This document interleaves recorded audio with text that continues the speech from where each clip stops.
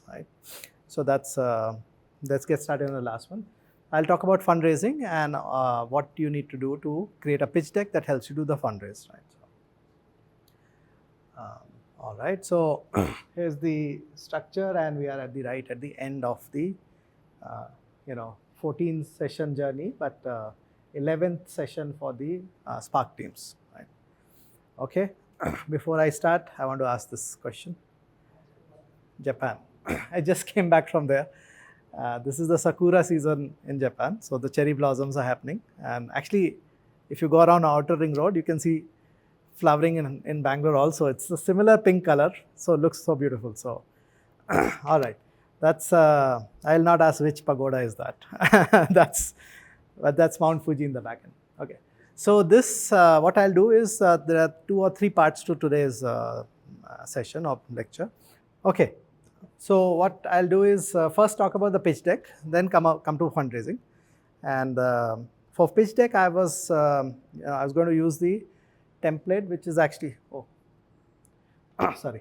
Yeah, for the pitch deck, what I'll do is I'll use the template that was created by Aaron Harris, who was with YC, Y Combinator. This is back into 2018. So it's been around. You can go and access it from this link, and when you get the the slides, you will be able to click on that link and get that. So it's a very good model. It's actually it also fits in well with what we've been talking about. So here are the parts to this pitch deck, right? First of all, the pitch deck should only be less than 10 slides, right? So you should never create a pitch deck which is like 30, 50 slides. So, and what are those 10 slides is what I'll talk about. First is, this is as per the template that is shared by YC, Y Combinator. So first slide, what they say is, you should talk about who your customers are. And the first line says, founders build bad seed decks. So the whole, the slides themselves are talking about how the deck should be prepared, right? So in the way he's created, Aaron has created, the slide themselves talk about how the pitch deck should be created. So first and foremost, talks about who the customers are, who the users are. And in this case, it is the founders. And the problem statement is founders create bad seed decks. So that's how do you want to basically solve that problem. If we map to our world, we've been talking about user models, and roughly speaking, this converts to an opportunity, right? And what we need to do is to map this. Whenever you're thinking about your own your own startup, you have to look at the the larger trend, what's happening in the industry, and you have to anchor on that. If you're not anchoring on something that's happening before, and you come up and say, let's say today someone comes and says, I'll build a new, let's say, Ola-like company, right? It will not get the reception that, from any investor, because there's no major trend that's happening. The reason it happened in 2016, 2015 was because smartphone, mobile phone penetration was increasing, internet penetration was there, and therefore it was the right time for that on-demand services to happen. It's too late now for someone to go back and build that. So, but it can happen, because that can happen in changing expectations. If people start expecting something different, you have to anchor on some trend that's happening out there. So that's number one. And second part is, we have to also be able to quantify the value of that change, how big a value that you can create. So what I'll do today is to actually use examples that we already we looked at before, so that we know new examples, so that you can reflect back on how it was done. So if you look back at Pixel, right? Pixel basically came about and said hyperspectral imaging can be done. Why was it possible for Pixel to do it then, and why didn't anyone do it before, right? Because if everyone knows hyperspectral imaging gives you better imagery, why was it not done before? And the reason was that, 2 reasons. Number one, the capability to build those small satellites, small satellites with those kind of cameras came about only around that time, right? Before that, you had to build a much larger satellite, and therefore it was much more expensive to put it up in the space, and the cost of beaming it down was much higher. Therefore, economically it didn't make sense. So it's not like Pixel made all of that happen. The trends were happening, they realized there was an opportunity, and they were able to latch onto that. So that is what one needs to do.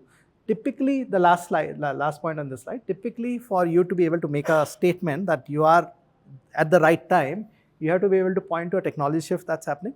You have to be able to point to an increasing demand in that for that particular service, as well as sometimes, not always, there is something which is, some regulatory, some, larger changes happening in the world. They are supporting that, right? So for example, China plus one, manufacturing coming to India 3 years back was, after 2020, gave a fillip to a lot of manufacturing companies in India, startups in India, because there was a larger trend happening out there. In this particular case, Spexel, ISRO, as well as space, agencies in India were becoming favorable to private entities putting the satellites and rockets in the space. So that was a good time for them. So that's basically how we need to connect back to that, right? That was number 1 slide. Number 2 slide, then you talk about what is it that you're doing, right? So only 1 slide for problem, right? It is difficult to do that, but I think it's important to do that. Then 1 slide for your solution, which is value model, right? In this case, he talks about that this template, whatever he's talking about, it is, how does it solve the problem, right? So it maps to the product that you want to build. And we have talked about the product that you want to build will always have some specific value strategy aligned with that. So it's good to talk about that. In this case, the value strategy, I'm sure you can guess, right? It is fast to use, simple to explain, it improves lives and cleans streets, right? It is around what we call effort-led strategy, right? So it's basically they're anchoring on effort. You can obviously choose effort, performance, or access, but you should be able to articulate that clearly here, right? Again, only 1 slide to talk about your solution. It is not the right time for you to start, go to the depths of why your product works and why it is so much better and all of that. That's not the intent here at all. The reason for this is the investors are not technology experts. They will never understand the details of what you're doing. So what you want to do in any pitch deck is to motivate why a problem is worth solving and why you likely have a good solution. They will trust you on that. What they don't trust you on is this a problem worth solving or not? So the focus is on that this is a good problem to solve, it has a large market size and those kind of things. Not that my solution is the best solution. So that's not the intent. It should only be problem is worth solving. So Log9 example that we have talked about did this actually very, very well, right? So Log9, as you will recall, is a fast charging batteries, right? Specifically they looked at the battery requirements for last mile commercial vehicles, right? And because they have a different usage model, they have a hub and spoke model, they do short runs and they come back to hub. There was a need to make sure that when it comes back to the hub, the battery gets charged very fast so that it can go back out for the next delivery quickly, right? So that's what they focused on. So it is, next slide. Now, so first slide was problem, second slide is solution, and here we need to talk about the value model and we need to talk about only at the high level what the solution, why your solution is likely a better solution, right? So that's number 2. Number 3, you have said you have a solution, but next is to say, why is it a better solution, right? And that's where it's important to actually point to some insight that you have. Hopefully that's a unique insight. If you don't have anything unique and you say, no, everyone's doing, but I'll also do, but I'll do it at less cost, that's not an insight, right? That's just a tactical, thing. So an actual insight which helps you to say that this is why I can do a better job than anyone else out there. Some random statements that he's put there just to kind of, highlight that point. But let's look at real example. So first of all, before we go to real example, so here is where you're basically taking your unique value model and distilling it down to that unique insight, right? So that's what is needed here, right? And at times here you'll have to bring in your user model or business model. So it cannot just be a product. It can be a product which can be made at a lower cost. Like Freshworks was able to say, I'll do better than Zendesk and at a lower cost than Zendesk, but as good a quality, because I'm going to build in India and because I'm going to sell over internet. I'll not go face to face and sell. So there is some strategy. You might have to bring it here, right? And the last point, it is also, why is this the right time to solve it, right? So which connects back to the user model that we have said in the previous slide. Right? So log 9, again, just to continue with that example, they basically said, what is the insight? The insight they had was that most battery technologies that were developed in the West were developed for passenger cars. Passenger cars have different requirements. They need to go long distances before needing the recharging. And once you've gone 300, 400 miles, then taking a 30-minute, 40-minute break is fine, right? So therefore, the way it was being done and the material being used, lithium ion, did not satisfy the requirements that log 9 had identified, the gap that log 9 had identified, right? Which is why they were able to use, or they actually found that lithium titanate is the right material to use for that, right? So that becomes your insight, right? And that gives you the fillip, because then once you say that and your investor recognizes that, I think then it becomes very simple, right? Then the conversation becomes about how can you succeed rather than why do you need this, right? So you need to get to how can you succeed kind of thinking in investor's mind at roughly third slide, right at the beginning basically, right? You don't want to delay. The punch should not come in the end. It's not a movie. So you don't want to build a climax, right? You want to actually right upfront say, this is what it is. This is why what I'm doing is something very interesting. This is why you should support me, right? So that should come right up front. Right. Next one is, actually it's the same thing. This is the second part of it. Why is now the right time to do it? Why was it not done 5 years back, right? Because if you can't answer this question, likely someone else is already doing what you're doing, and likely someone else tried what you're doing and failed.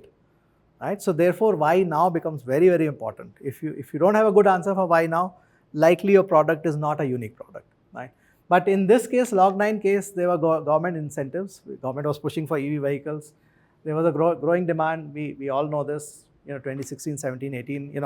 E-commerce, logistics, all growing very well.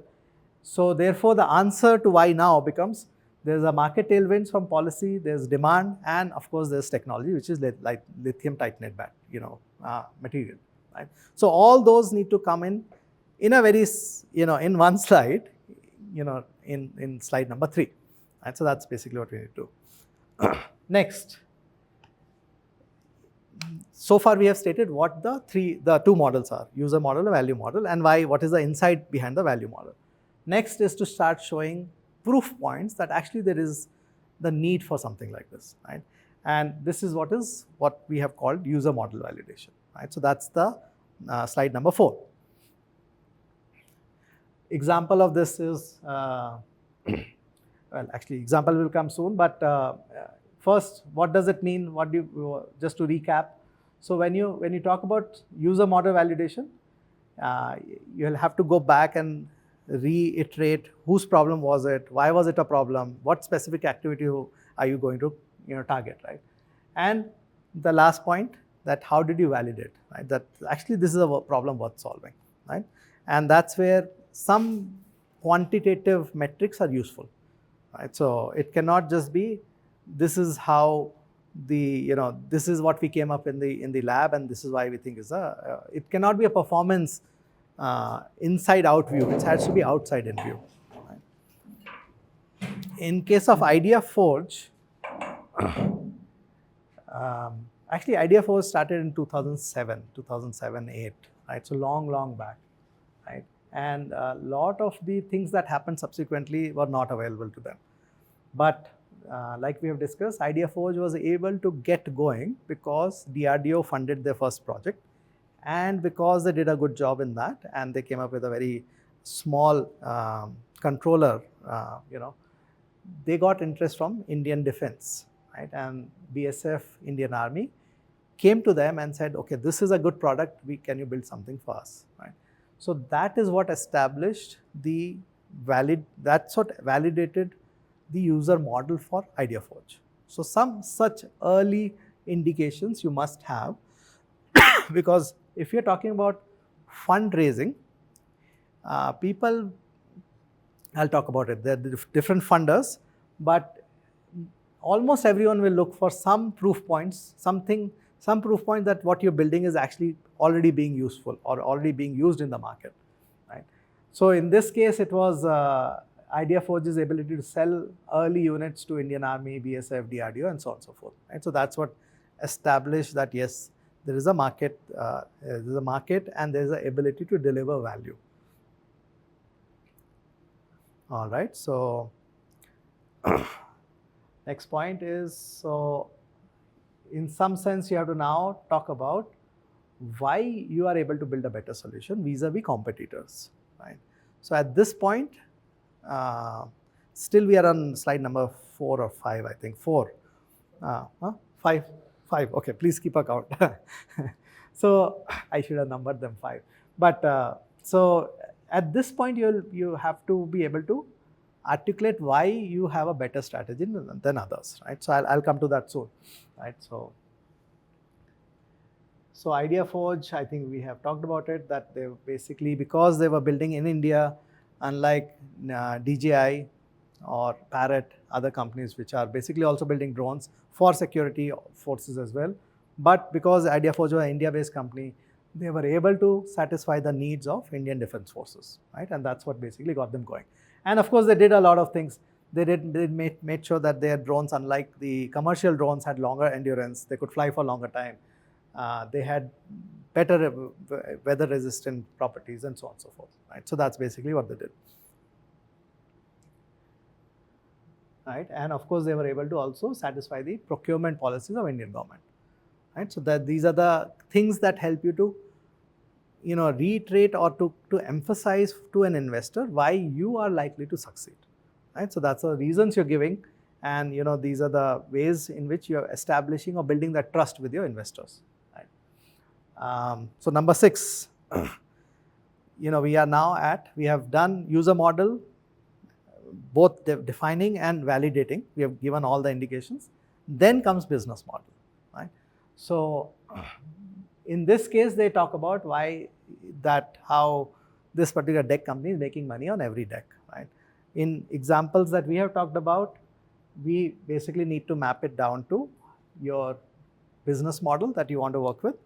Right? You want to, at some point, not put them out there, but have them ready, which is the projected revenue and unit economics, right? And I'll talk about when is the right time to talk about this, right? In this deck, the first version of the deck that you're going to share with your investors, you don't want to get into the nitty-gritties of your projected revenues, unit economics, all of that is for a detailed discussion, not in the first one. So have some indicative numbers here, but not the details, right? So that's what basically business model is. I don't have an example. I think we talked about that business model in great detail, so I will not go there again. Number 7 is basically talking about what will happen after this, right? In some sense, this is a time for you to say how the world is changing and what is your role in that changing world, right? So that's basically what you want to talk about at this point, right? So you have established, you have something that is working. You have given a hint there's a business model that will make it also work. And now you're at a point where you're saying, okay, there's a bigger opportunity and I can go and win that opportunity, right? So that's where it's a end game. You basically come to that point, right?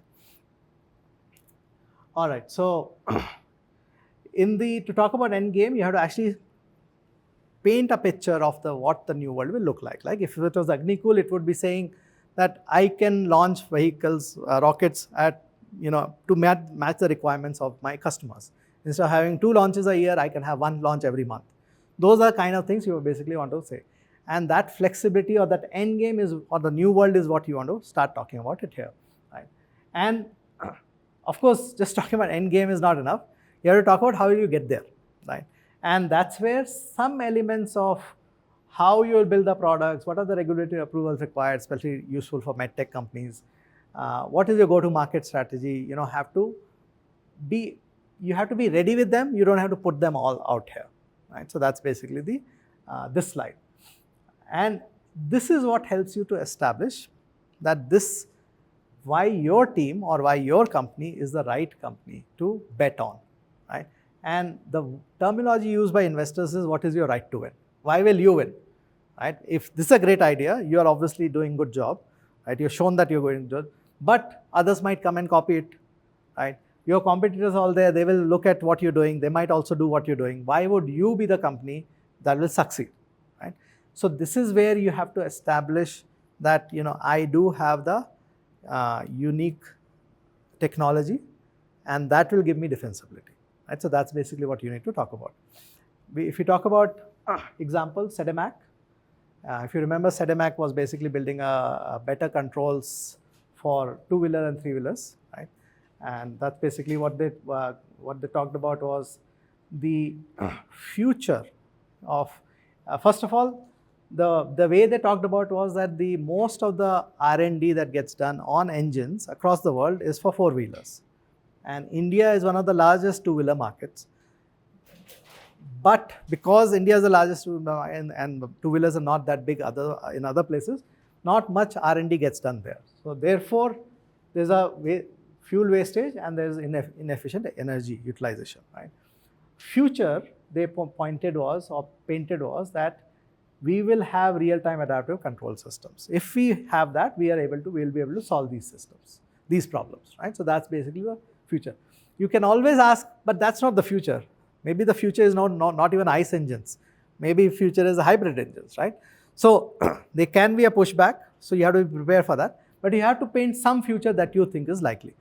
And the future is not 20 years from now. Future is 3, 5, 7 years from now, because that's the duration in which you will succeed or fail, right?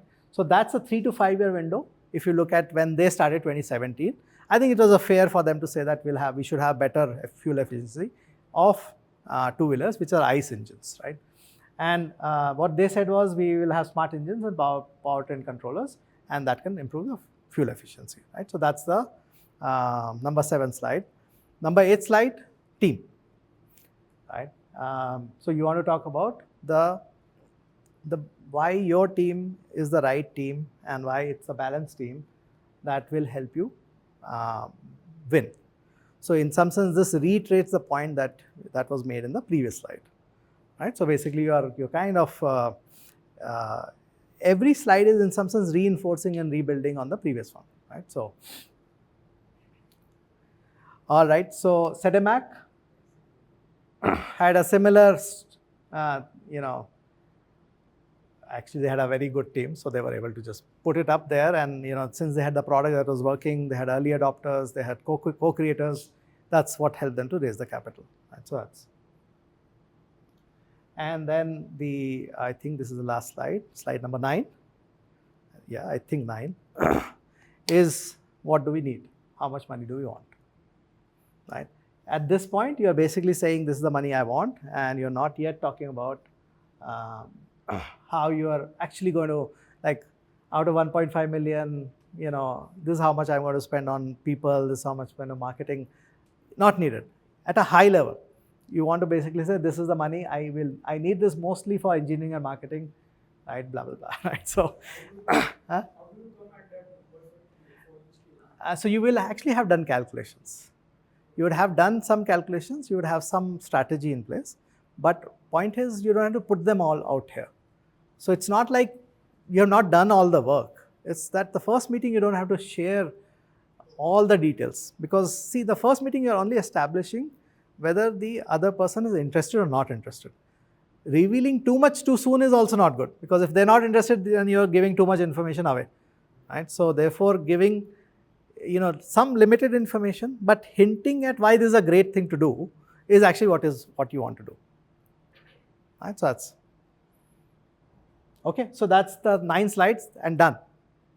And that's what I would want all of you to actually do for your presentations. But I cannot emphasize, re-emphasize, reiterate, because no matter how many times I say, people do this, and I have tried to do this with faculty members also. It's tough to get this, but please never have 3 different examples, 3 different problem statements, 3 different customers, and this is why I'm going to succeed, right? Because I'm going to make 10 million from here, 50 million from there, and 30 from here, I'll become a large company. The minute you say that, it becomes clear to investor that you have not identified one winning horse. right? It is an indication, and it's an admission from your side that you don't know what's working, right? And which the minute you say that, people are turned off, saying, okay, if you don't know, then why am I going to support you? Figure it out and then come to me, right? So please never have saying, here are 5 problems, each of them same product, technology is the same, I can sell it to X, Y, and Z. Each of them needs the same product, and therefore I'll make a lot of money. That is never ever never works. So please don't do that. And I'm sure we will see this when you guys present. Let's see how many of you are able to avoid it. But the idea is stick to one user model, one value model, and one insight, why you think you will win. Right? So that's basically what is very necessary. And the last point here is, please never say there's no competitors.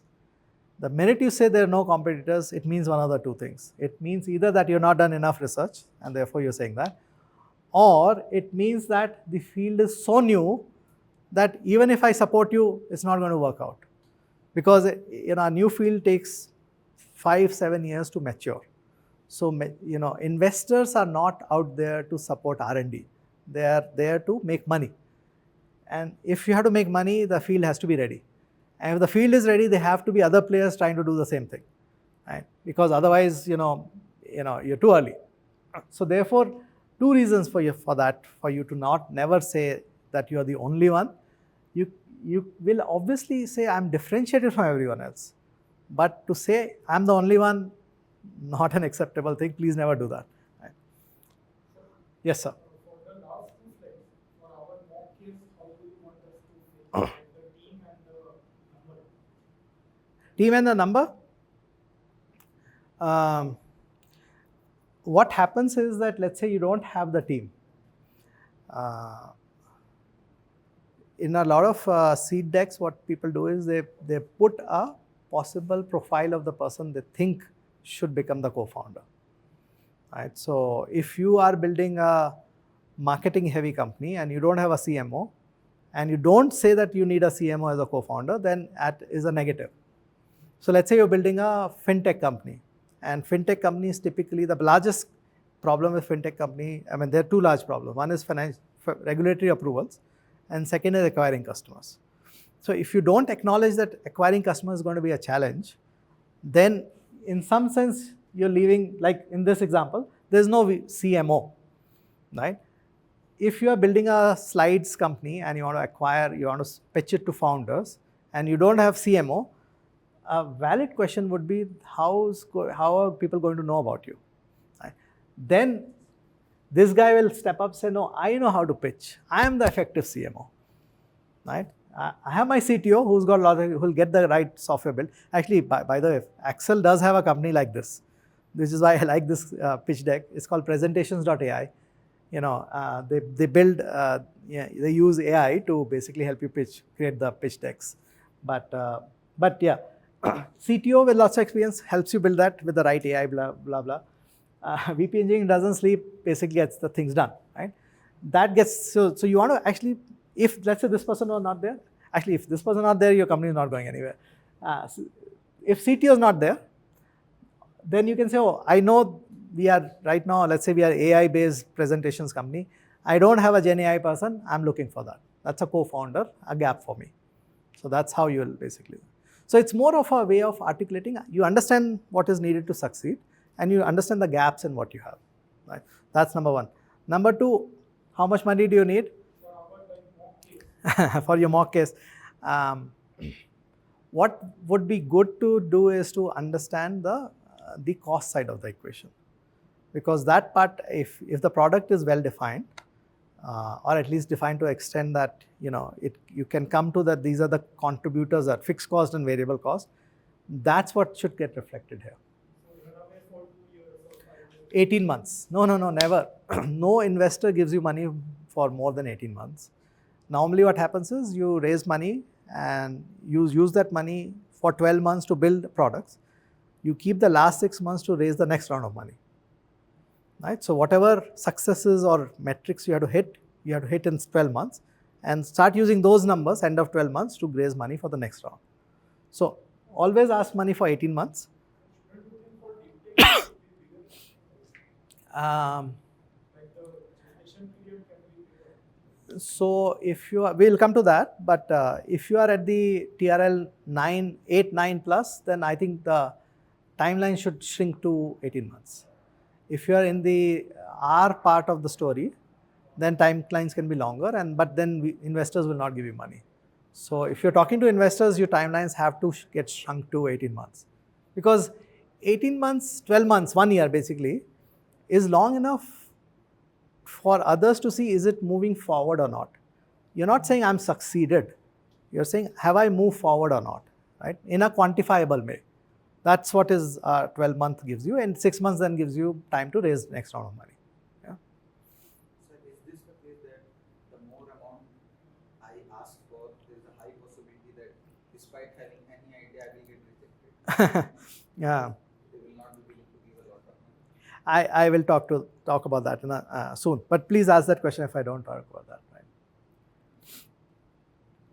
Okay. Kind of obvious, but which place is this? Not obvious. Oh, okay. Okay. Huh? Netherlands. Yes. Yeah. That's broad speaking. Yeah. With a windmill and tulip, gardens, I think it's obvious. There was a big, if you did economics course ever, you would have read about the tulip, how the tulip mania hit Netherlands and Europe in late 19th century, 18th century. All right, what I talked about, the pitch deck, is only one of the pitch decks you'll have to create. There are many pitch decks you'll have to create, right? For one round of funding, right? So specifically, what I was talking about was this one. The first VC meeting, first investor meeting pitch deck, which is a 10-minute, which is why 9 slides, right? You cannot do less than 1 minute per slide, even that's optimistic, but let's say 10, 12 minutes, you can finish it. That's what you'll also get, by the way, for your presentations, right? So please don't, 10 minutes, hard stop, right? But that's your first meeting.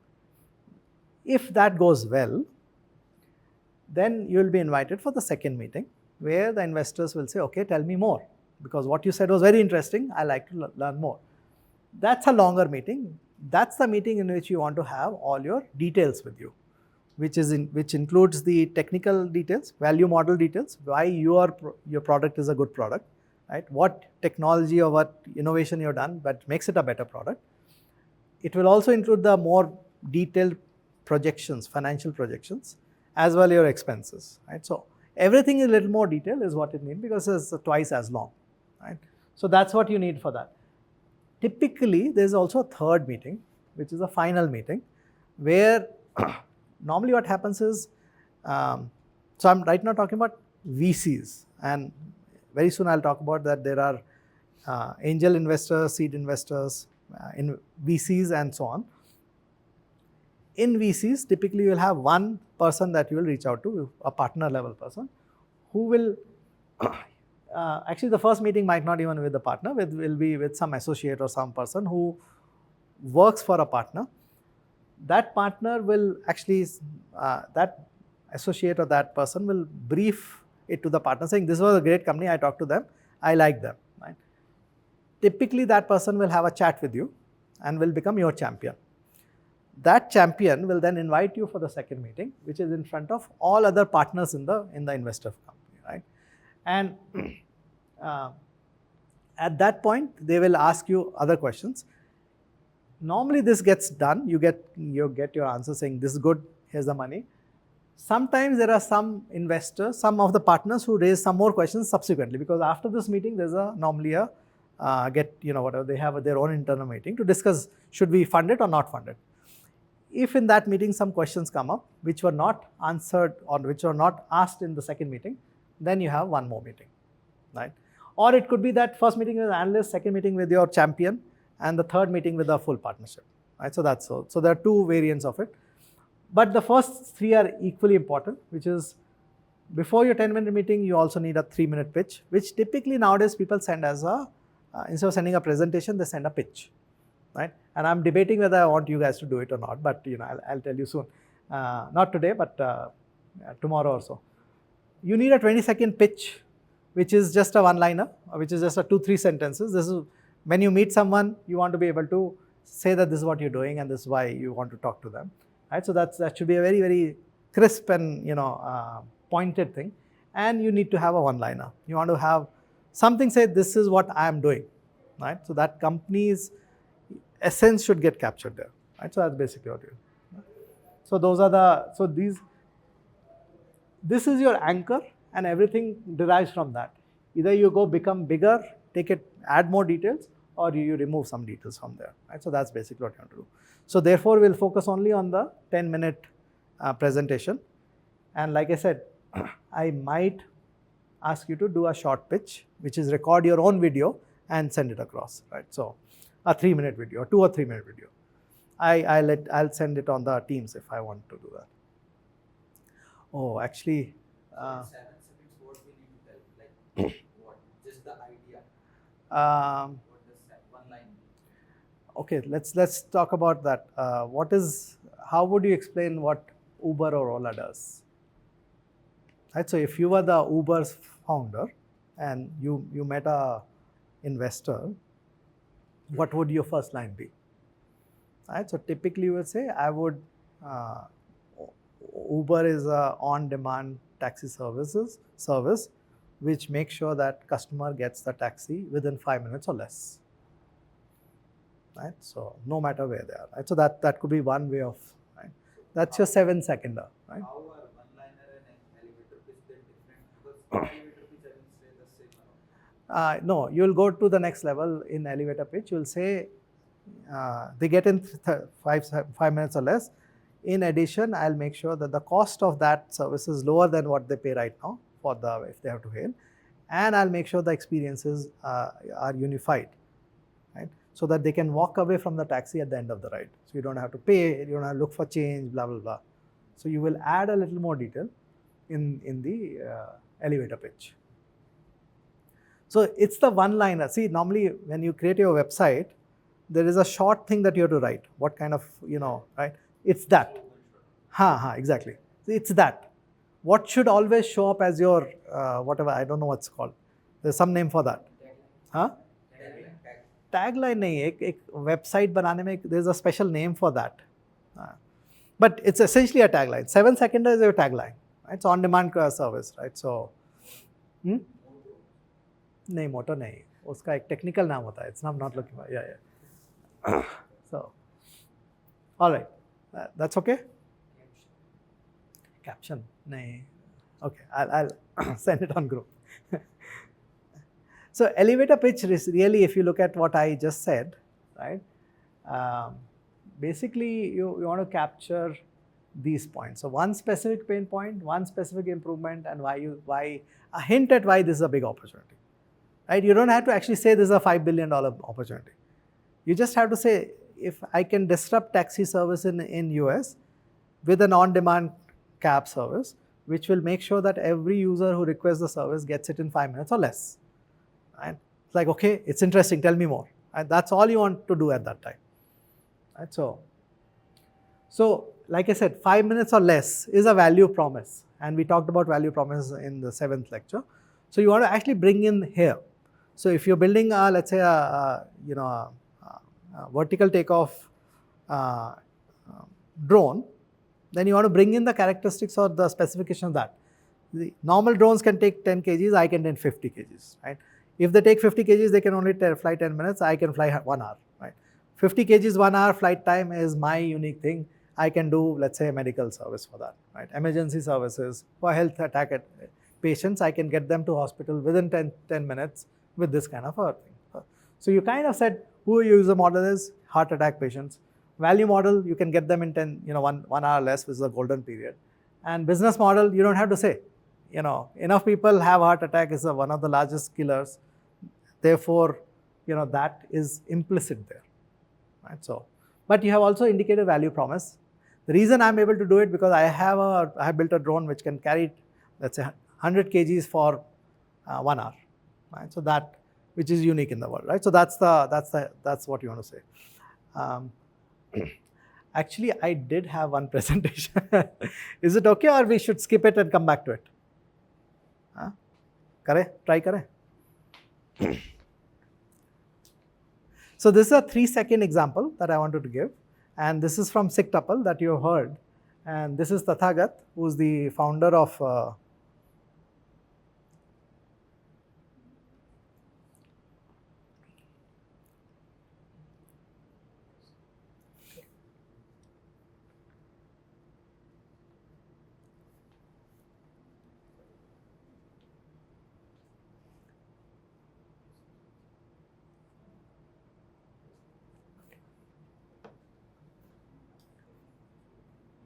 let's hope it plays.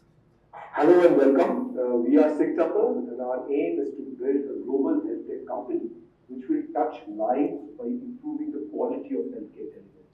And we do this with the help of robotics, data, and artificial intelligence. The problem that plagues the world of pathology today is that many critical diagnostic tests still require manual microscopy, and this has several problems. First, the sample and the pathologist need to be co-located. This makes remote diagnosis impossible. The second, the manual microscopy, like any other manual process, suffers from errors.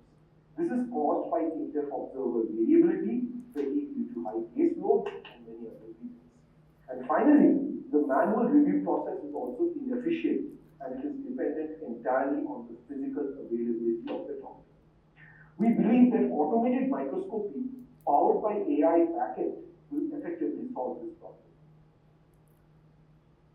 Our solution is a unique device called AI100 backed by a flexible and extensible AI platform. The AI100 is a smart digital automated microscope powered by AI. It acts as the eye of the pathologist and can convert any physical sample into digital images. And our AI solutions then crunch through these images and come up with a web-enabled report viewable anywhere in the world for the doctor to review and release it to the patient. Currently, we offer solutions for the analysis of blood and urine. Both solutions are enabled on the same device, which is a unique thing in the diagnostic industry. And many other solutions leveraging the same hardware are in the pipeline. And this includes tuberculosis and digital pathology. Our solutions address all the problems associated with manual microscopy. It enables remote review, removing the need for the doctor to be co-located. It allows collaborative review, allowing junior doctors to consult seniors. It is also more accurate than manual review by virtue of us looking at larger areas of the sample than what a doctor does. Finally, since a large part of the work of the doctor is done by the AI, it makes the doctor more efficient. She can quickly run through the routine cases and direct her attention to the really critical ones. And even though we are an Indian company, our ambitions are not restricted to India. Our solutions are applicable all over the world, and we want to take it out to the world. By virtue of our CE mark, we have the regulatory clearance to market our product in a large part of the world, including the European Union. We are also working on US FDA clearance, which will enable us to sell our products in the United States. Thank you. Please get in touch using the coordinates that you can see below. Goodbye. All right, just 3 minutes actually, if you believe it or not. Exactly 3 minutes. Right, but reasonable overview of what SIGTuple Hello does. and welcome. We are SIGTuple. Okay, but a reasonably, good overview of what SIGTuple is, right? He's not talked about why it is better, right? He just said it is better, right? You take it at face value at that time. But the emphasis was on that the manual microscopy has issues which are solved by, by the smart microscopy or AI-enabled microscopy. So that's basically what the focus was, right? But if you look at it, it was he did touch upon the fact that he's focusing only on the blood and urine. Eventually, that drop urine also, because single use case is always the winner, right? So so basically, blood was the only one that they focused on. He talked about the size of the market by saying, although we are in India, we are not focusing on India global markets. They did get FDA approval. They now have FDA approval, so they are actually selling in US now. So that's basically how you ought to start saying, you're kind of covering all elements of user model, value model, business model without giving details. He's not said how he's going to make money, right? Is it per unit or is it per, scan? Not mentioned. No need to mention, because 3 minutes obviously you don't have time to mention, right? But I think it gives you enough indication that this can be a potentially successful business, and therefore an investor will say, okay, this 3-minute pitch was good, tell me more, right? So that's basically what it is. So that was 3 minute. Let's talk about 20-25 minute pitch, right? So what you want to do in that pitch is to actually bring in some human element, right? Because 3-minute pitch was pure dry. These are the facts, right? The 10-minute pitch will be roughly similar. It will not have too many stories around it, but 25-minute pitch, which you will not be doing, but it's just as a future reference, it's good to think about a story. And these are some of the well-known stories, right? The story that Uber used was that, the founder was standing in the rain in Paris, and they had to wait for 20 minutes to get a cab, right? That got them the idea saying, why can't there be a better service than this, right? Slack was a story saying we were building something, we were building a gaming product, that was failing, we pivoted twice, didn't succeed, but what we found was the tool that we were using internally for communicating within our own team was very good, and we were very efficient because of that. Then we started selling that to other, high-tech companies, and that's how they succeeded. Google story is actually very, in some sense, anchored on this new algorithm that they came up with. So if you have such a good innovation, I don't think you need much story. You just need to go build it, right? But their story still was that they will organize world's information using that. It was not a search engine. They were building a search engine, but their story was we're going to organize world's engine, which is why in the beginning they also, right in the beginning actually, they did this Google Scholar, no, not Scholar, books. They were digitizing books. That was part of this charter that they had given themselves, right? A very good story for Indian ecosystem is, which just to point out, it need not be related to actual real life, is CleverTap. So when CleverTap came and pitched to Axel, CleverTap is a marketing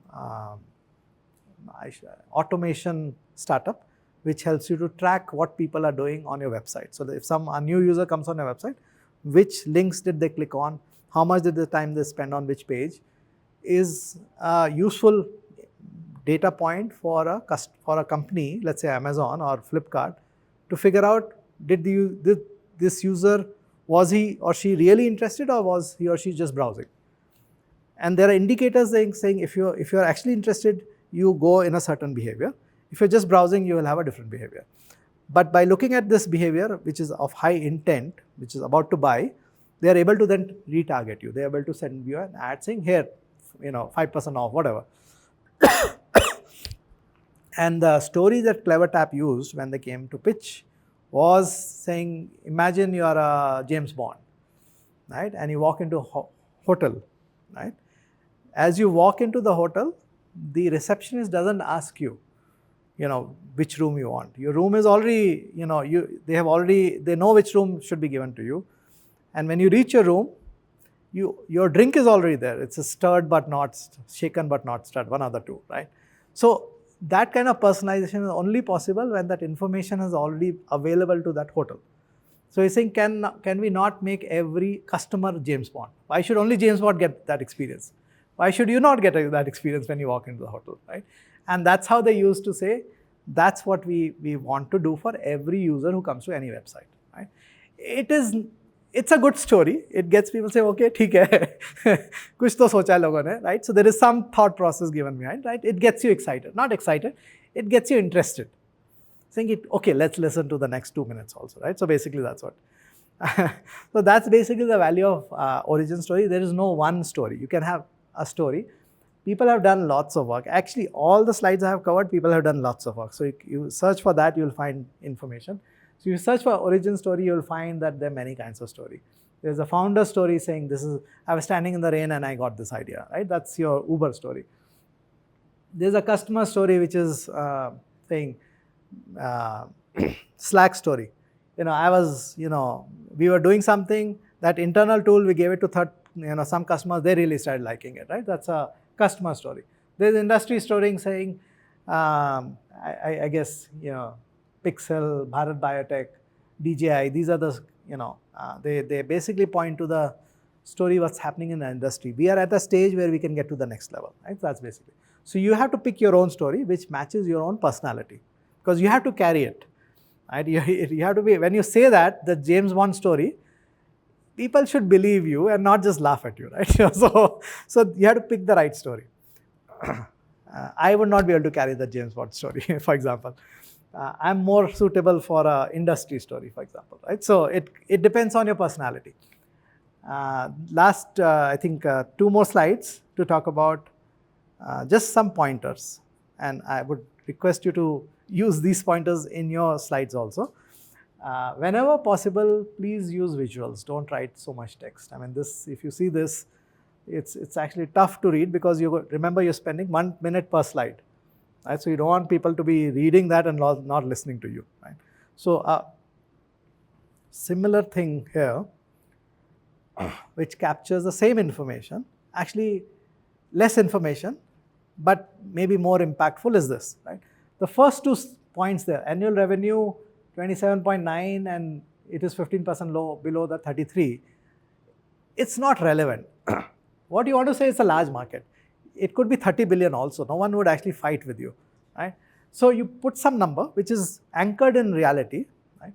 Then you point out this part is missing there, right? It just says there's a 7.9% space unsold, right, which they have captured here. But how much space is there is not there, right? And price of this 3 to 5 is mentioned there.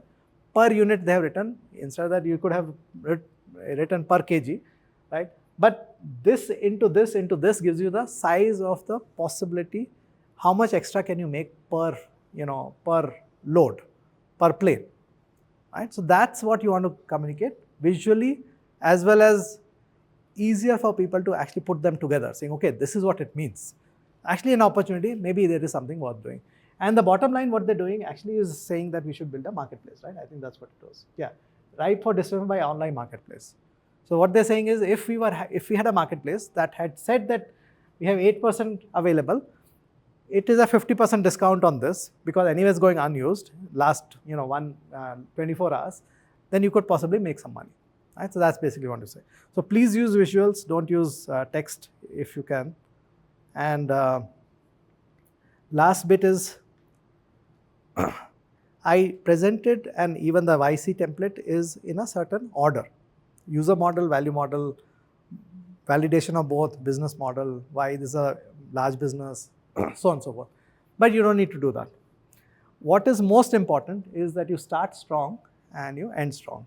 Start strong means that in the first 2-3 minutes, you want your punchline to come. You want people to say, okay, I want to listen to this. I want to pay attention to this. Right? You don't want to say, okay, now that I've committed 10 minutes, now let me listen to it. But you start looking at your email, right? You don't want that. So you want your punchline to come right up front, right? That's your start strong, right? And in the end, you want to end strong also, right? Second is, every data point that you have in your presentation should be connected with something else, right? Because end of the day, you're reinforcing the same core story, that insight that you have is an insight worth focusing on, right? It is not the product you're building, it's an insight that you had, right? And why that's a large opportunity. So therefore, if you can convert these statements, this is a large market, into a quantifiable statement, it will be very, very helpful, right? So instead of saying it's a large market, you said the number of customers so many, and we have got so many customers in the last 2-3 months. So it's not only large market, it's also ready for us, right? We are growing very quickly, instead of that saying convert that into 40%, whatever, right? And I think the same advice or same suggestions given to anyone building resumes also. So you're building your CVs, you want to have similar thing. Saying I worked on a product which had large impact, it's better to say what was the impact, quantify the impact and tell us, so that we can actually say, was it large or not, right? So that's basically what it is. Okay, question is, why should you start strong and end strong? And for that, I'll present an example, experiment. So assume all of you have to dip your hand in a very hot water, almost boiling, but not boiling enough so that your hand won't burn, right? So here's the experiment that was done. Patient A was given a hot water and the intensity 10, let's say, your hand will burn. 8 is you can bear it, but it's very hot, right? Patient A, person 1, his hand was put in water for 8 minutes. Patient B, hand was put in water for around 25 minutes, right? The maximum temperature in both the cases was same. So if you were, so let's say left side is patient A and right side is patient B, would you want to be patient B? And patient B, would you want to be patient A? Yes. You want to be patient A. Everyone would want patient B. Everyone will want to be patient B. Okay. Why was that? The end is like more relaxed, like it begins slowly. Why would I keep my hands in water? But it's burning the same, right? It's going up to 8 here. Yeah. The maximum temperature is the same. It's not like patient B is getting less temperature. So maximum temperature is the same. So you're getting as much heat. Huh? That's what everyone thinks. That's what is the logical answer. But actually, you want to be patient B, right? Which is actually very surprising. And the reason is this. Actually, they did this. And most people who were patient B actually said it was okay, not too bad. Patient A was saying, oh shit, it was so hot. I don't want to do it again, right? The reason is actually quite interesting. It's the reason is how the brain works. And the brain works in what is called peak end rule. So what we remember are the peaks and the end. So the worst and the best parts of the movies and the ending is what matters. उसके बीच में 3 घंटे में गंद भरा हुआ है, it doesn't matter, right? So this is why the Indian Bollywood has cracked it, right? You want songs to be good, you want the end to be good. 3 hours of no story is okay, because end of the day people don't remember. So that's what is the Bollywood formula, but that formula is based on psychology. I mean, give you a real example. You go for a marriage, and in marriage, let's say the marriage, let's say you're on the girl's side, and the boy's side party comes very late, and while they were coming late, all of you are like, what the hell, right? But when they come, everything goes fine, and the end happens very well, and the food was very good. Then what you remember is it was a great marriage. You don't remember that the boy's side came very late, right? That's how human psychology is. And you want to apply the same psychology to your presentations. So you want to start strong, you want to end strong, and you want to have 1 or 2 peaks, right? Where people are able to remember saying, oh yeah, that was a good point. I remember that, right? So please end strong. Most important, because end is the one in this case. The ending is what is, making people think, actually it's good. It was not bad. Yeah, it was hot in the beginning, but after that it was nice. I got a nice, massage or whatever, right? So that's what happens. So you want to do that. All right, so that ends our story about the pitch decks. And I'll now, for 10 minutes or so, I'll talk about, 20 minutes, I'll talk about the fundraising. Any guesses what place is this?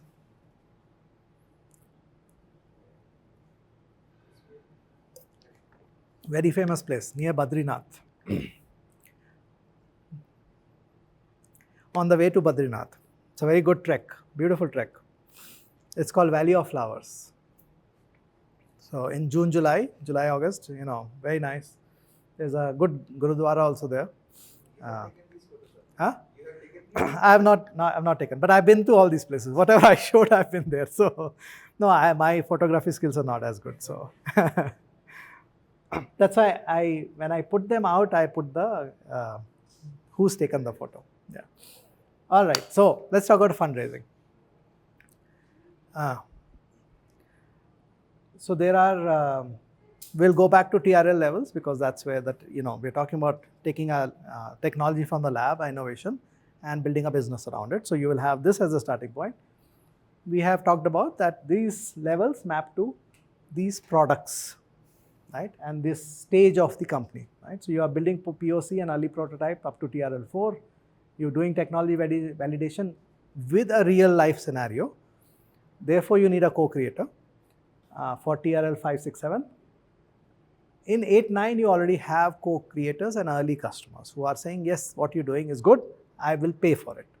Right? After that, TRL 9 onwards is you have actual customers, early adopters, early majority, and early revenue. Right? Corresponding to that is how the money should flow or can flow into the startup. Right? In the first few stages, I would say up to 5, 6, you should only ask for grant money. Because grant money is non-dilutive. It does not take equity from you. Right? It's given by government or other entities to basically develop a technology. At this stage, you might get angel funding. And angel funding is someone who knows the domain and says, oh, this is a great product, I want you to build it. Right? We talked about how Pixel got money from some person called Johnson, who said, this is great, I've been doing this, I know this field is ready for the next phase of disruption. And since you come about, I take my money. I'm in the same business, in the geospatial data aggregation business, but I don't have satellites. But I understand the needs for this. This is what is going to happen. Take my money, build it.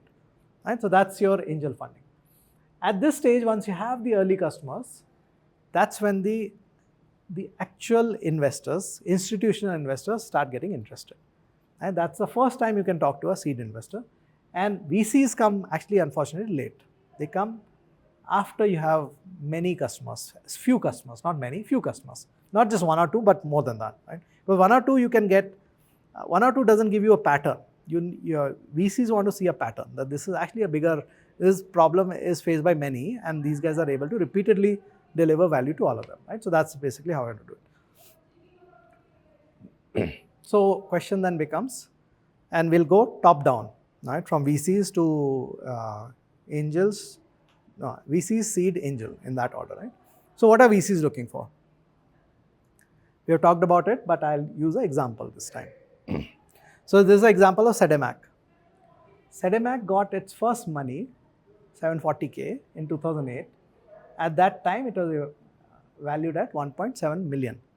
So if you divide 740 by 1.7, you will get what? 0.75, like 40%?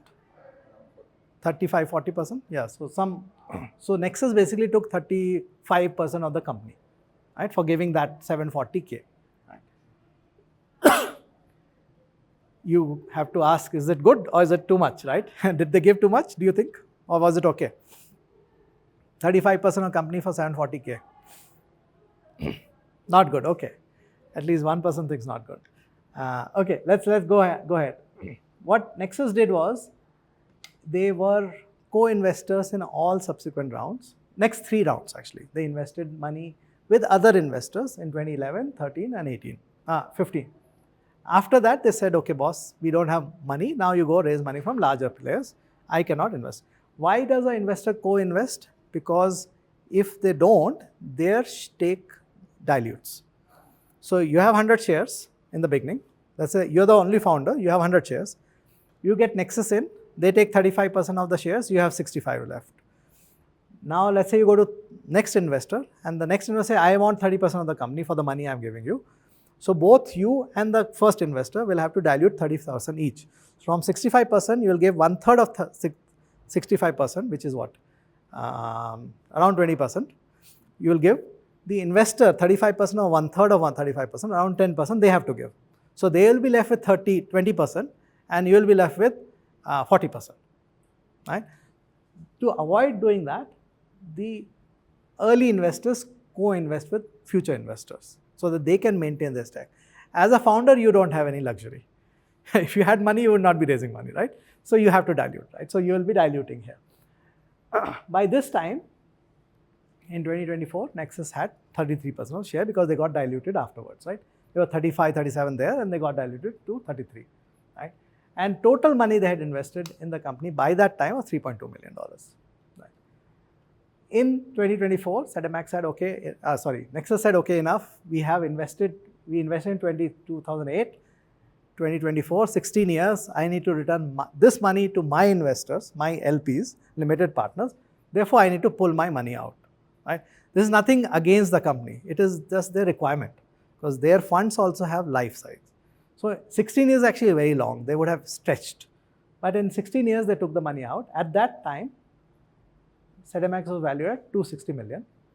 and the revenue at that time of Sedemac was 65 million. So if you take 260 by 65, that's roughly 4x.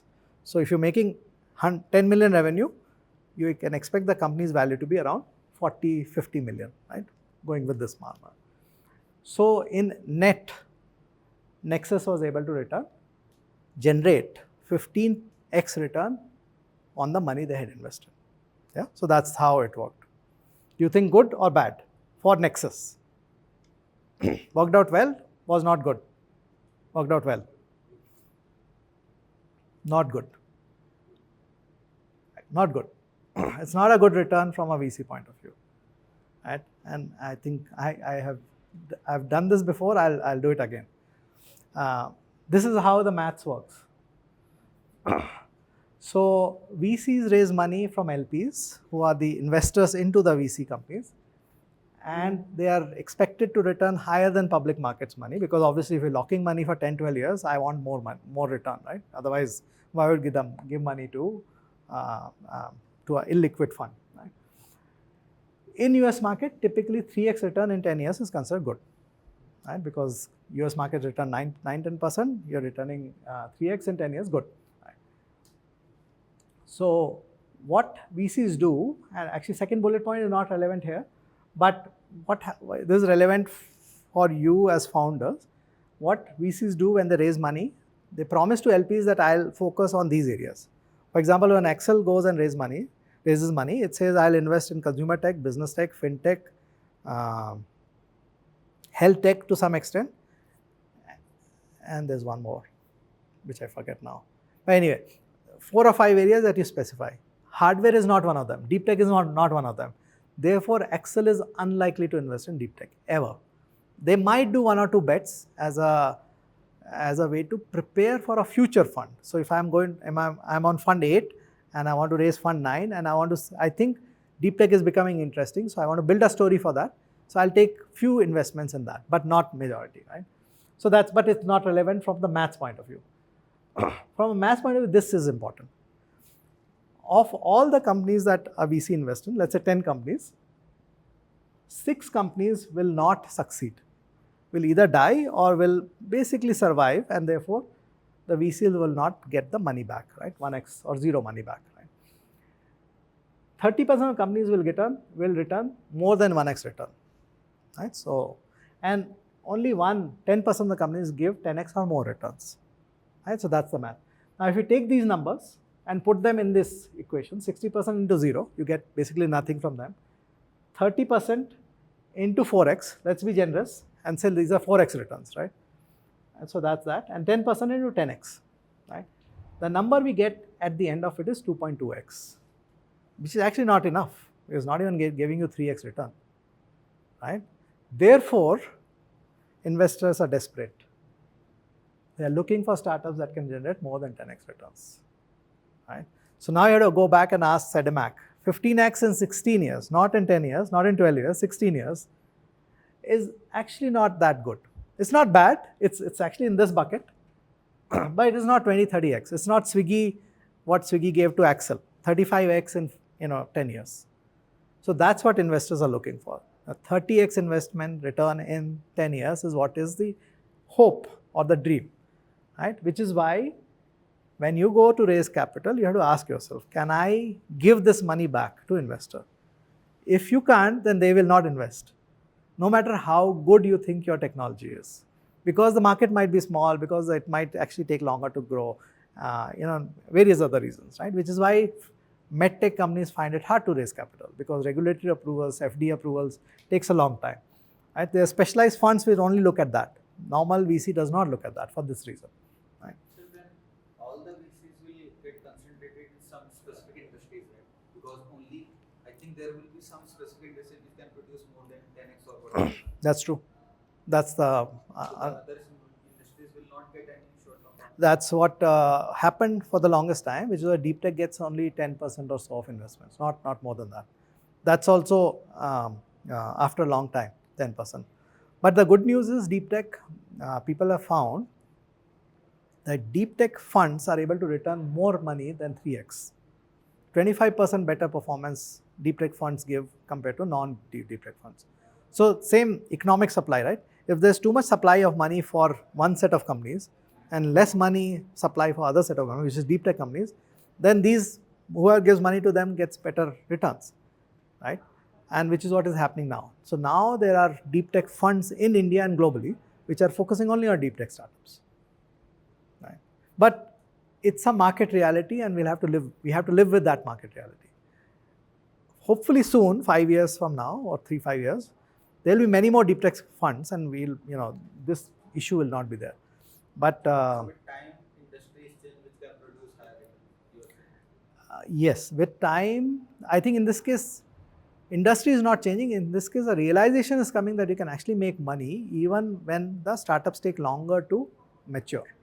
So deep tech startups take little longer, but even with that, you can actually make better returns, is what is realization. So industry has not changed, but the VCs have understood and finally realized that they are missing out. So which is why you have Pi Ventures, Yali Ventures, Athera. There's so many VC firms now which are only focusing on deep tech. Right? So that's what is happening in India right now. So Do you think something like a sovereign fund should be there? what fund? Sovereign fund. Like the Should there be a sovereign fund?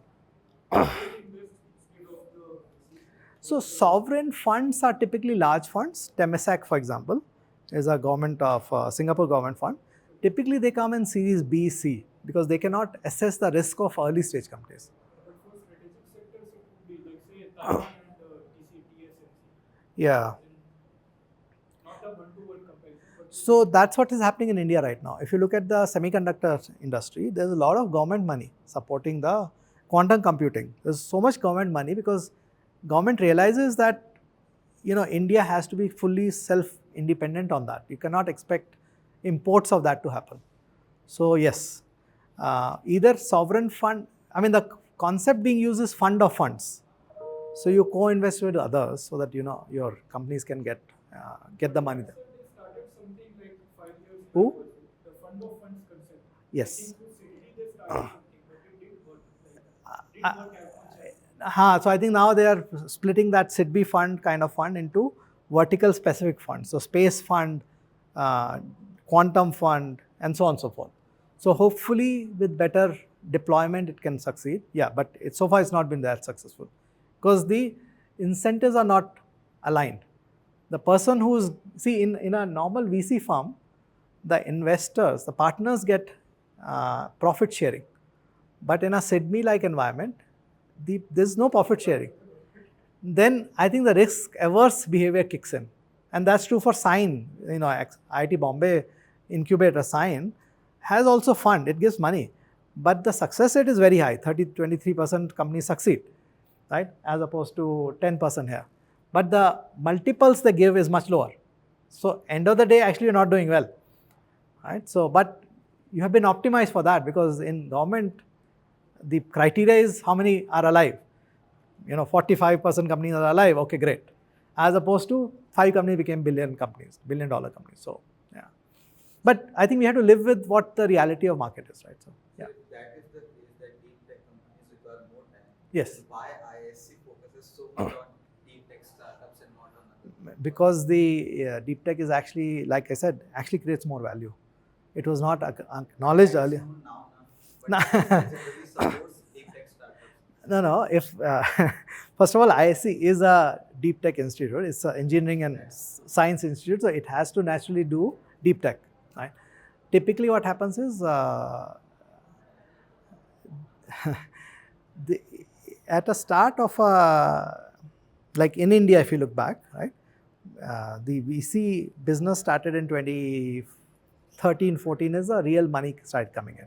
Right? When Flipkart raised 100 million fund for the first time, that was one of the large moments, right? But you say 2010, we are 15 years into the business. It takes 10 to 12 years to return the money. So in some sense, you are still in the first generation of returning the money.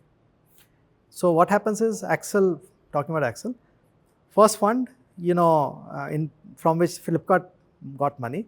3 years later, you got the next fund. You use the story of saying, oh, I have already funded and this company has already become this large. Therefore, I am doing a good job. So the LPs give you more money. That 3 years, so every 3 years you raise next round of money. So you raise money, you deploy in 3 years. So 15 years is actually very, very early in that sense. We are only returning the money from the second fund or third fund, right? And that's why, it has, what has happened is when you are new into the business, you look at the easiest opportunities. And the easier opportunities, all the businesses digitizing themselves. So whether it's urban company or Swiggy or what Stanza Living, which is co-living spaces, these are the things which were getting digitized. So money went there. After you have done the first round, then the more interesting startups start coming about, which is around now, last 5 years. The deep tech startup came because also the people like you who are the potential founders, you say, okay, all the obvious consumer tech opportunities are gone. Now I need to do something deeper, and only people who have that depth will be able to do it and succeed. So in a way, it's good that ISC has given you that background, so you can do the deeper thing, because consumer tech always gets the first, set of money, and only after you exhausted that, then the next opportunity arises. So, China does it differently, but India, it happens more, economics based. So, right. So, but if our next smartphone comes, again, money will go to consumer tech. So, which is how it should be, I think, in a way. But no, I think strategic, outlook has to be important. I talked about this, and I think I will not spend too much time on this, which is why do VCs look for this 10 billion or $1 billion companies, right? So 50 million fund, 5% share at the exit. Therefore, you want 5% of that to be 1 billion, right? So divide 50 billion by 5%, you get a 10 billion value of the company at exit. And if you have 10x multiple on the revenue, then you must have 100 million revenue, possibility of generating that. And if you are able to, if you have to generate 10 billion, 100 million revenue, and you can assume maximum you can take 10% of the market, therefore the market has to be $1 billion or more. Right? So that's the maths. Again, you have to reiterate in your mind. $1 billion market is actually important. And if your market is smaller than that, please pick a market which is larger. Go outside India, pick a market which gives you that access, right? Okay. That was for India also. That's true globally. Because investors still need to return the same money. That the previous slide, that 10% give you 10x return, that applies to Indian investors also. And only way you can make money is like this. So, right, so what are VCs looking for? VCs are looking for large market opportunities, startups right to win. So you must have something that makes you the most best suited team to win, right? And you must have a strategy which is supported by data. And so that's your, all right. So this is the VC, right? So you have to have validated at least your value model and business model, user model and value model, and you must have a path to profitability for your business model. You don't need to be profitable, right? And finally, why do VCs need all of this? Because they are not domain experts. They will never understand the depths of what you're building, right? So therefore, what they need or what they want is signals from the market saying, actually, this is a good product. It is being used by many people. Okay, so that last 2 slides. So what do seed investors look for? 3 slides actually. So what do seed investors look for? Seed investors look for, can they get a VC to fund it later? Because they will get an exit when a VC, gives the money, right? So therefore, in the long term, they look at how large can this business be. They're kind of applying the same filters as a VC would apply, right? But in addition, they're also looking at this, saying, are there VCs who are going to give the money to this thing or not? Because if I give the money and there's no one else out there who's going to give more money, then I'm stuck, right? Even though I think it can become a large business later, if there's no next round, this company will die, right? So it becomes a chicken and egg, right? So seed investors don't invest till VCs come, and VCs don't invest because they say, oh, there's no company which is large enough, mature enough for me to put money in, right? So there's a little bit of that. But anyway, we have to live with that. There's another thing that not only seed investors, VCs look at, because it's going to take 7-10 years to build a company. So they look at what's they call coachability. Coachability basically means, are you able to, do I have more bullet points here? No, I don't have. I do have bullet points later, so I'll come back to that, right? So coachability is basically that are you able to, do you listen to them or not, right? So if they give you some inputs, do you take that input or do you outright reject that input, right? You might take the input, analyze it and reject it, that's fine. But outright rejection, ignoring is what they want to avoid, right? So that's basically what their criteria is. Angel investors are more, aligned with what you want to do because they have domain expertise, they want you to build a product, and if they like the team, they give the money, right? So that's actually much simpler. If they like the team, the give money is actually applicable to other two also. The team frequency match is very important for everyone, right? And the last slide, what should you look for, right? So first of all, you want to look for, does this investor invest in your space or not? You want to understand what stage of the startup do they invest in? Do they invest in seed stage? Do they invest in Series A, Series B, and so on and so forth? Because you don't want to go to an investor who comes in much later, right? And within the investment firm, which is the best partner to work with or to talk to? Which is not best human being, but one who has the best understanding of your space. Of course, you should also look for best human being, but who understands your space the best, right? Before you actually go, or after they have shown initial interest, then you want to basically look at, do they have an understanding? You will start evaluating them, saying, do they actually get it, what I'm talking about, or they're just in it to understand or learn from me, right? So that's one of the questions you ask. If they don't get it fully, do they have the willingness to understand what you're doing and what this business is all about, right? So they must be willing to, from one meeting to next, should have spent time to understand what you're doing and understand the space. If they don't give you any indication, then it's a red signal for you, saying, these guys are, wasting my time basically. Can they get you some connections, help you make some sales? And most importantly, is there a frequency match or not? Because 7-10 years of working together, if you're not talking the same language, same frequency, it's not going to work out, right? So, and like I was saying, coachability, it's a reverse of coachability. Both sides have to look at coachability. So the coachability thing is, if they give you an input, are you able to build on top of their comments or suggestions? So basically, are their comments or suggestions relevant enough for you to actually build on top of it? And also, are you able to evolve your story by exploring or incorporating the feedback? Now, the feedback that you get might be saying, this is not going to work, think of something else, right? So it need not be constructive. It can be something which is pointed and negative. But if you actually think about it and say, oh, actually, maybe it's right, and you have some signal saying, instead of this, maybe let me explore that. That's also okay. This is also evolving your own story, right? So but it should be given in a way that makes sense to you, and you are able to say, okay, you have given me enough reason for me to reconsider my opinion, right? So that's a very important thing. So you should also look at all of these when you talk to investors, right? So that's it. The end.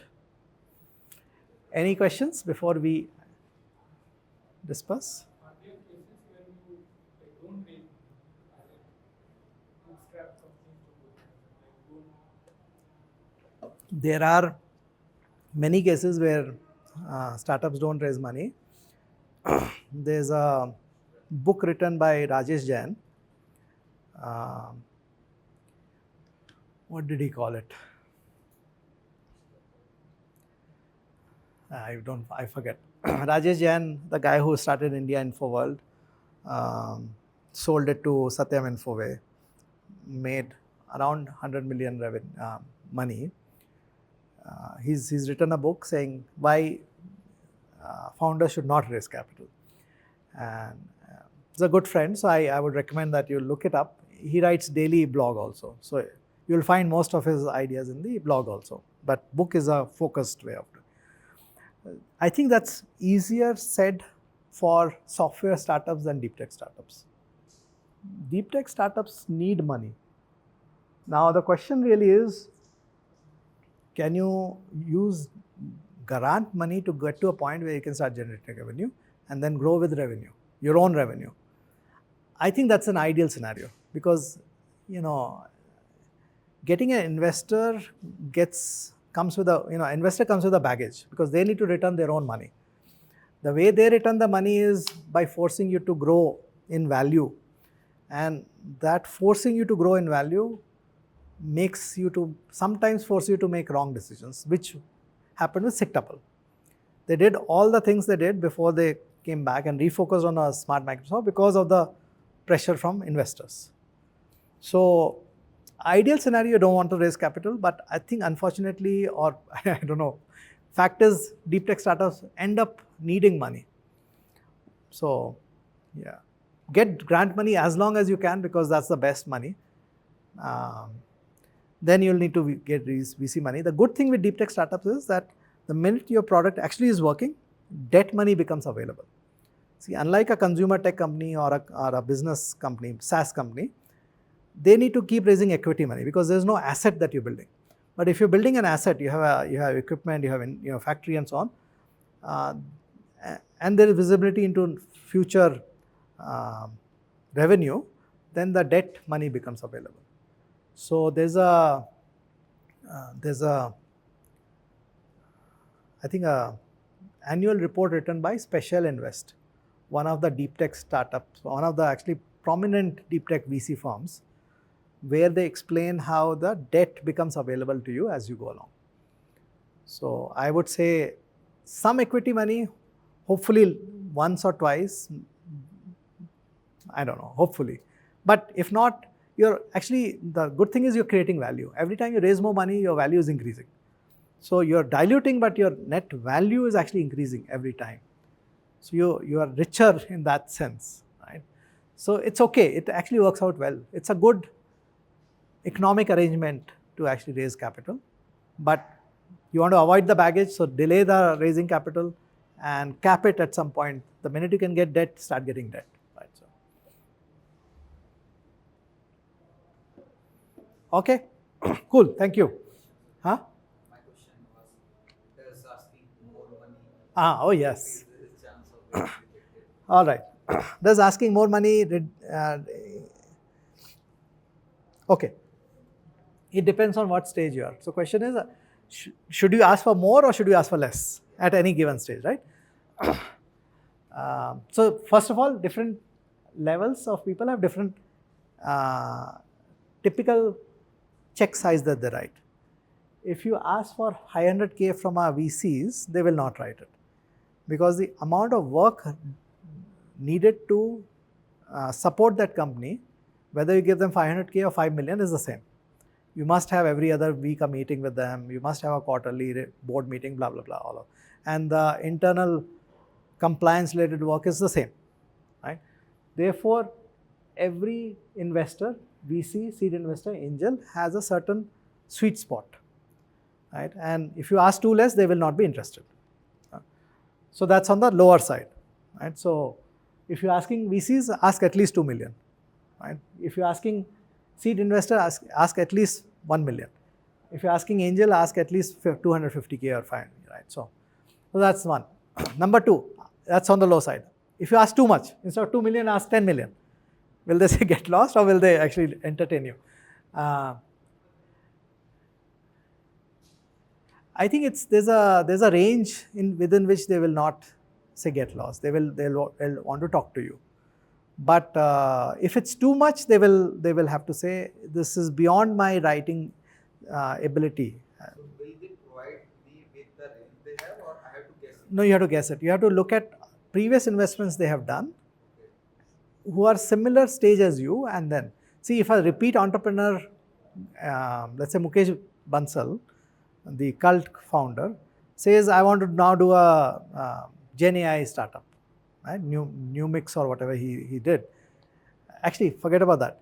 When he did cult, after doing successful Myntra, day one he went back to his investors, Axel, Kalari and others, and say I'm raising 25 million, I want 5 million from you. And everyone gave the money. So don't look at those corner cases because those guys have succeeded and therefore there's a trust. But look at people like you and say, what is a normal check that written, right? So that gives you a sense of it. The last point here is that typically an investor wants a certain percentage of your company anyway. right? Because they know they will dilute at future, so they want roughly 25-30% of your company. So therefore, asking too less is not good also, because you ask for 2 million and they give you 2 million at 30%.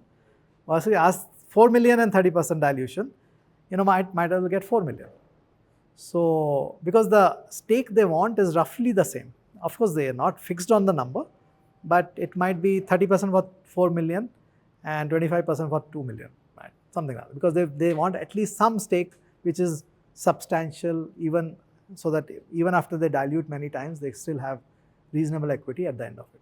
Like Axel had 6% in 7% in Swiggy at the end of it all. After all the series E, F, G, H, whatever rounds, right? A, B, C, D, and so on. That means that Axel had a reasonable stake at the beginning, right? Which is why it got diluted to 6, and that was still good. So, yeah. So don't ask for too less, but find the right range by looking at what they have done in the past.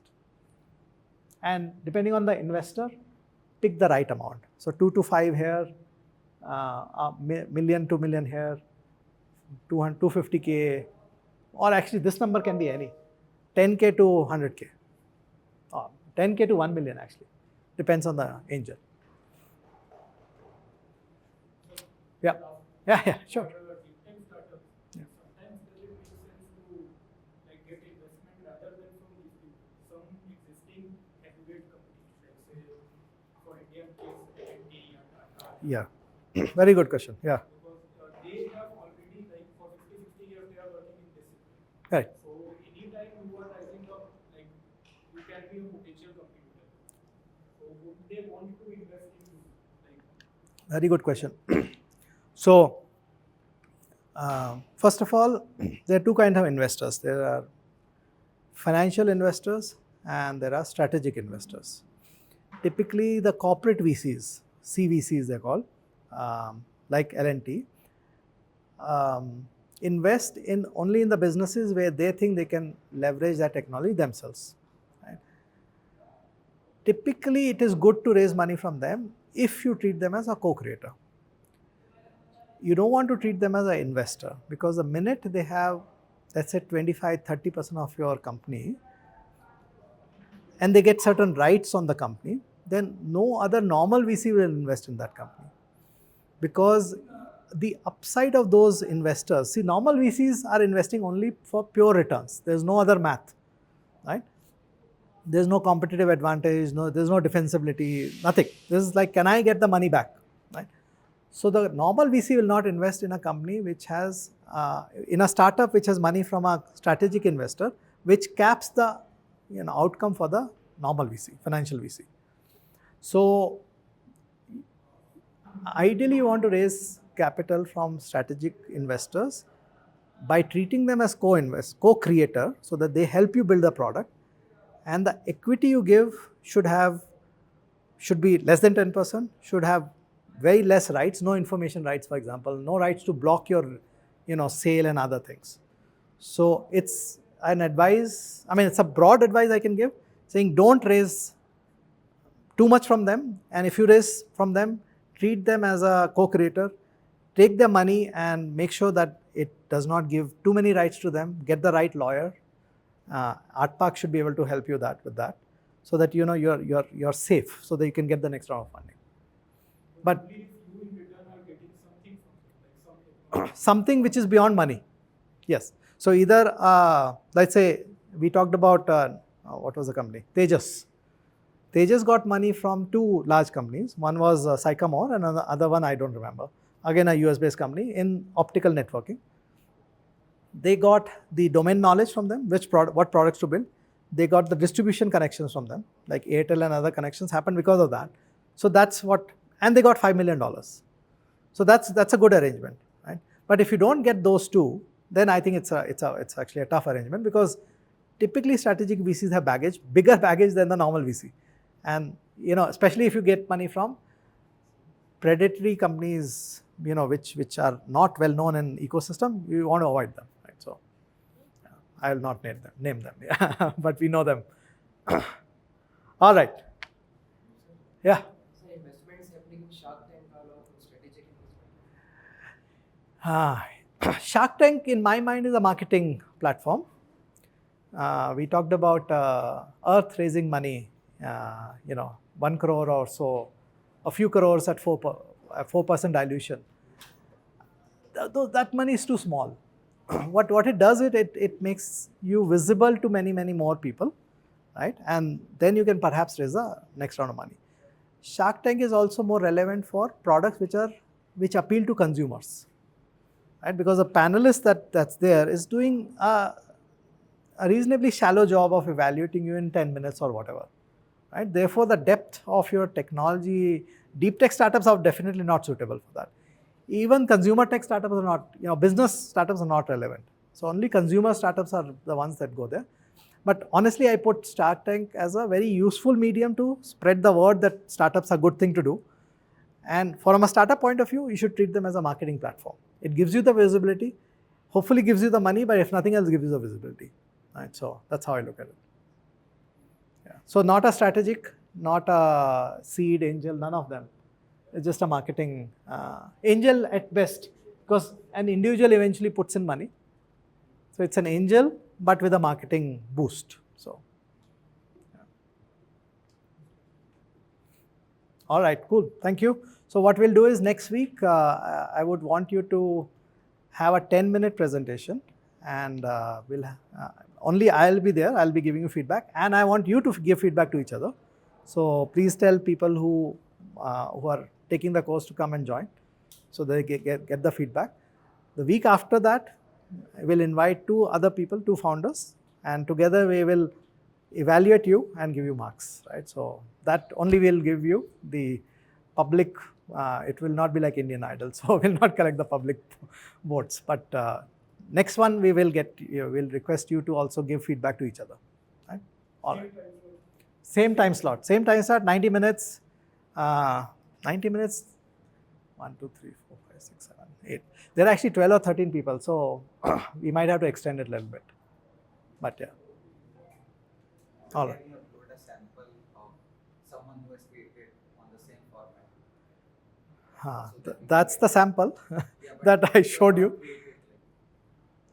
Someone who has actually created that? Let me see if I can find it. And also, can you get the lectures? Of course, I'll upload it today. Yeah, that I'll upload. I think all the previous one have been uploaded, right? Only this one is not uploaded. Last 11 are there. Today's 12th, yeah. So I think we are good. All right, cool. Thank you.